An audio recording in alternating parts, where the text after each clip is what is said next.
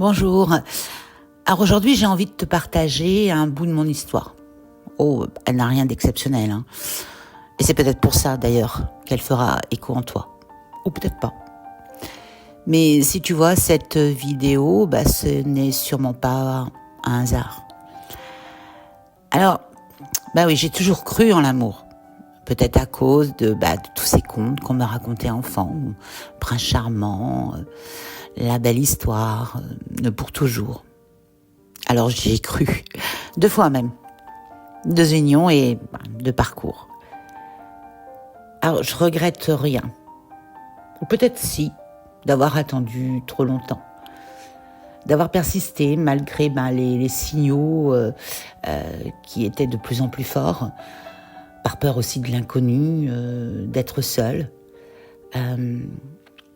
Peur de ne pas y arriver financièrement, parce que ça c'est quand même un gros morceau. Il y avait aussi le regard des autres, le qu'en dira-t-on. Et puis la peur de ne pas réussir à vivre, tout simplement. Je me retranchais aussi derrière mes enfants, c'était tellement plus simple. Je me perdais aussi dans un flot de pensées, dont certaines n'avaient parfois ni queue ni tête.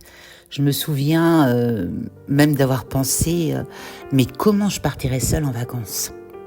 La question con, quand j'y repense.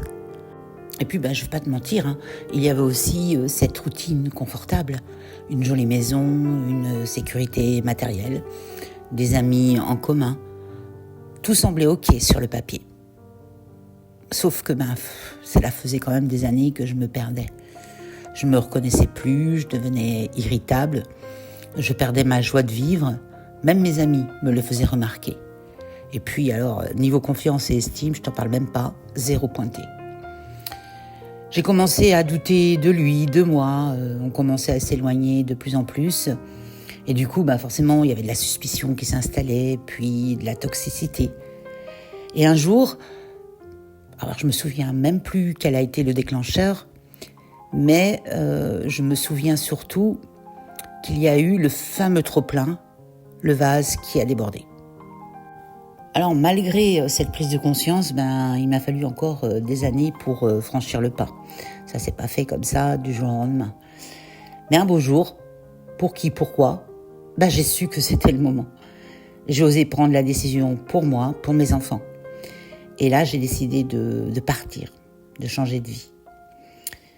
C'est à ce moment-là que j'ai découvert une force en moi que je ne soupçonnais même pas.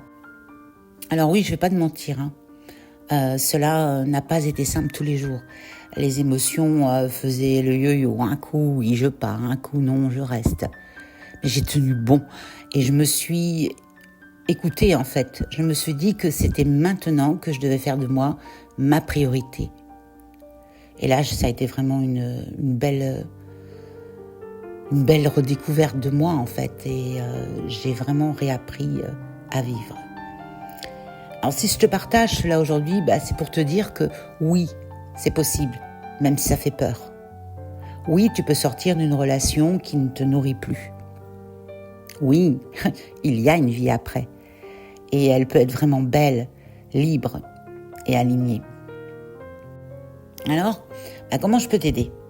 Alors, je suis passée par là. Et aujourd'hui, j'accompagne les femmes qui vivent ces tiraillements intérieurs. Celles qui sentent que quelque chose ne va plus, mais qui n'osent pas encore faire le premier pas. Je t'aide à reprendre contact avec qui tu es vraiment, à clarifier ce que tu veux profondément, à te libérer de la peur, de la culpabilité, des doutes, et à retrouver confiance, force et clarté pour prendre les bonnes décisions pour toi. Alors oui, je sais, quand nos repères s'effondrent, on se sent vraiment perdu. Nos peurs prennent le dessus, l'inconnu nous tétanise. Mais oser, c'est aussi se donner la chance d'une vie beaucoup plus alignée.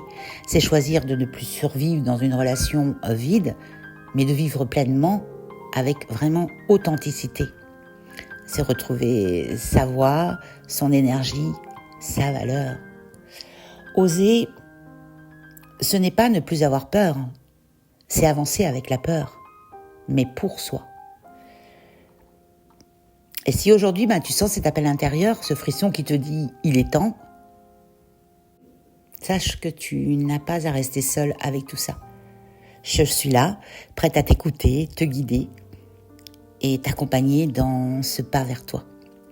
Tu mérites une vie où tu ne te sens pas en mode survie dans ton couple, mais pleinement vivante en fait.